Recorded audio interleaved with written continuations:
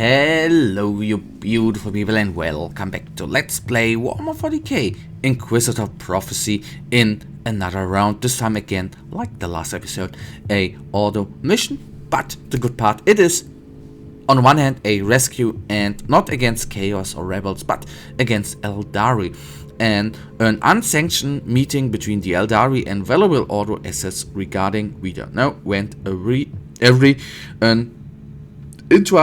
cranial distress beacon was activated by one of the survivors. Your holy obligation is to extract all active assets for debriefing. Initiate emergency extraction protocols.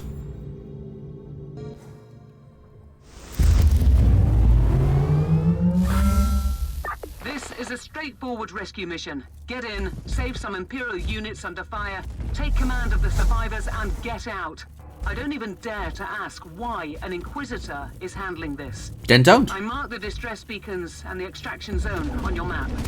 Then just don't ask. And I can tell you that it is amazing to go up against Aeldari forces once in a while. Don't get me wrong.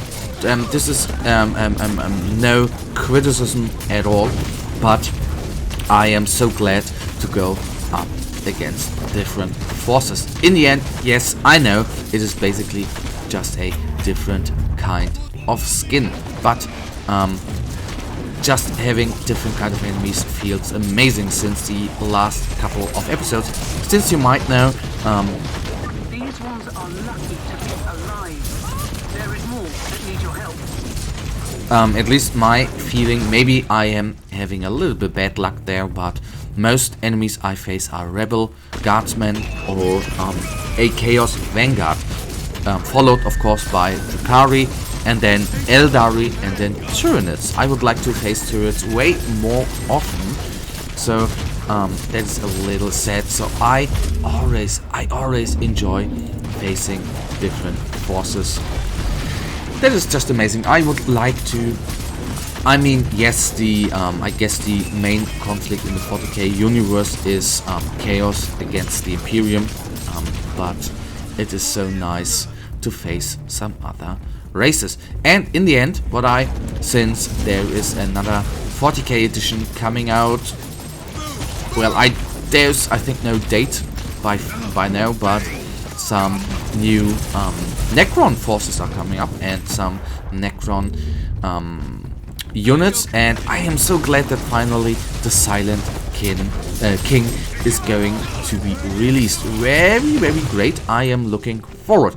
For me, being a Necron player of old, I enjoyed the Necrons since they came out first with the metal figures back in the day. Oh my god, that was amazing. I loved them figures, and even though you can say the fluff back in the day was very, very short, but luckily Games Workshop increased the fluff, and so Silent King coming. I am so glad about that. So the point which I actually wanted to make in the beginning and did not do is that I would enjoy having Necron forces in this game. I think it would be very, very ideal to have Necron forces right here. Likewise, Orcs, for example, would be amazing as well. So there is still there's still some factions which could be included into this game, which would of course be very, very amazing. So second, not Aeldari, but second Guardsman force around the corner, and we are going to free them, of course. The usual stuff. Okay, they are freed. Is that a good or a bad omen? That is, baby, a very, very good omen. Okay, we can't, of course, cross them rocks since we can't climb. Fair enough. But there are still some forces around. Let's take them down. Banshees, one of my favorite Aeldari units.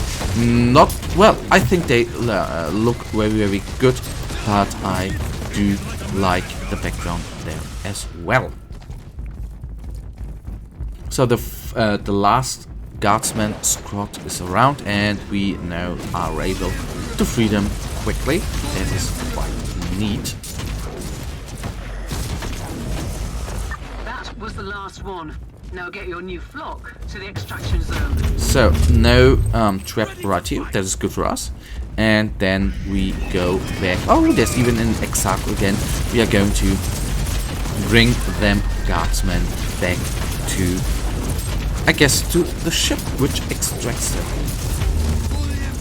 Rev Guard, very heavy enemy because they tend to soak up a lot of damage and be in close combat enemies, which is always the bad part. Okay. Close combat units are always bad against our character, and we have some sort of enemy which gives the surrounding enemies here a little tinsy buff. That is quite neat. I guess that is going to be a warlock or a farseer, but I ain't that certain right now. Let's find out. It is a warlock, okay? I thought the Inquisitors were less proficient at saving things, but I stand corrected. So, taken out, and we even have a little bit of time to do another mission after this little cut. So, the second one is against Aeldari forces, of course, but that utterly actually makes sense with the Ordo Xenos, which of course deals with well, alien forces. So it is going to be a little hunt, and in a recent culling operation, a large number of Aeldari was infected and killed by an Ordo administered xenoviral agent. Some specimens showed remarkable resistance against the bioweapon and escaped Astra Militarium encirclement. Oh goodness. Harvest all survivors, and they should be preferable dead.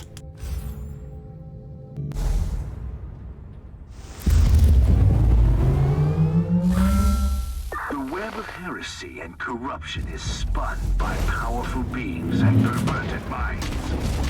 Hunt their leaders, and this construct of evil will come crashing down. Well. Since we have right now a terror mission, we have a little timer on this side of the hut, so to say. Something I don't experience very often in this game, so that is a little bit new to me. But it is a little weird that the timer is going up. Don't precisely know what that means, but we hopefully, of course, are going to make it. Aeldari forces, as usual, are a little bit squishy, which is quite nice to go through this wonderful map. I would say I don't count on the timer, since it's going up to be very precise. But well, let's see how this is going to be in the end. The good part is, of course, well, not the good part, but I think the fire prison here is going to explode. I hope dearly that our constructs are going to leave the battle in time. That would be preferable to me. Success is measured in blood. Oh yeah. And this time, of course, in tinsy little Aeldari blood. So I might have taken the wrong route there, since we have pulled a couple of enemies right here, which is oftentimes not very good after all. So one more Wind Rider to take down and two more targets to take down, but I'd say we are time-wise quite well. Okay, just leave him there. I can't actually attack him, so don't waste any time on him.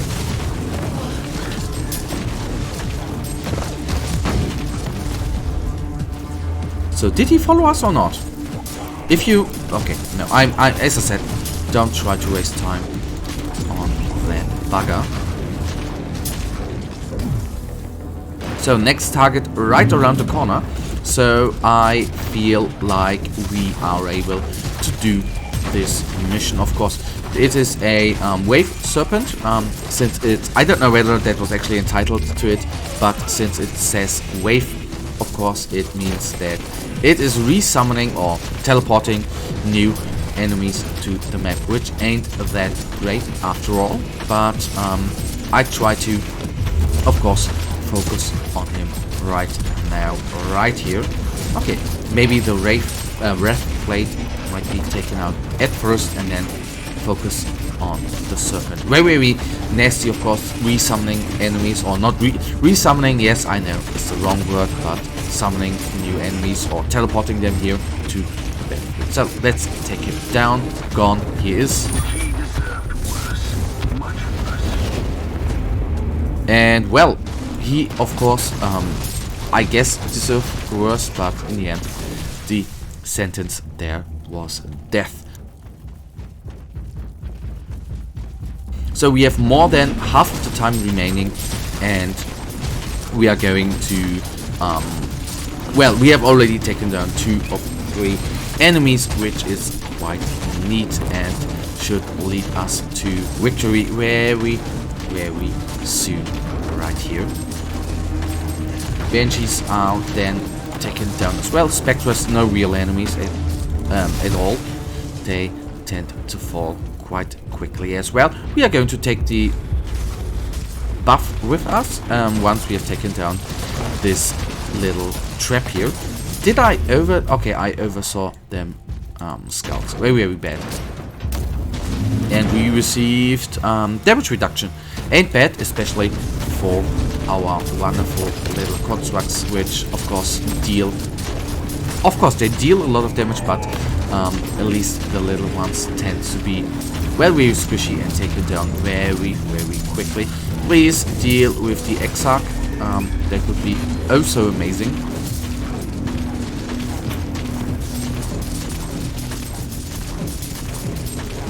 Down it is, and I've already seen those guys. Don't want to have a nasty little demon sucking on us, so take them down. And then we are practically in the last room. Imperial reconnaissance forces located. Potentially useful assets, but their current situation is terminal. Immediate action required. Reconnaissance force relieved. Set basic. Follow and protect order to the survivors. And the good part about the guardsmen, of course, is I don't care about them. They are not mission relative, so to say. And overall, for the Imperium, irrelevant. So, quite nice to have the extra DPS against the Wave Serpent. And you can see how quickly his health is dropping. That is very great after all. You set a fine example for their kind, Inquisitor. Well, guys, and that in the end leaves us, or brings us to the last, well, not the last, but the last seconds of this episode. You know it, guys. I really thank you for watching. If you guys actually do have enjoyed this episode, then please, guys, give me a little thumbs up and subscribe, and hopefully I'll see ya in the next episode. Until then, have a nice day. Stay frosty. Bye.